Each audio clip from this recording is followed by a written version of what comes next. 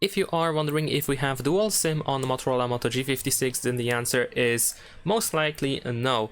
What I mean by that is that according to gsmarena.com, there are actually some regions where dual SIM is available, where we can use 2 physical SIM cards. However, I couldn't find which countries or which regions actually have Motorola Moto G56 with dual SIM. In Europe, or at least in most European countries, the Moto G56 phone only has 1 SIM slot and the microSD card. Sometimes phones nowadays have a hybrid slot where we can choose between the microSD card or a second SIM. However, in this case we cannot use the second SIM card. It just simply doesn't fit, it doesn't work.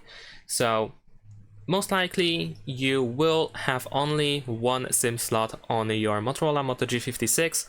But just to be sure, you can also ask the person that is selling the phone to you if there is actually a slot for the second SIM card. However, like I mentioned, most likely no. Thanks for watching, leave a like and subscribe.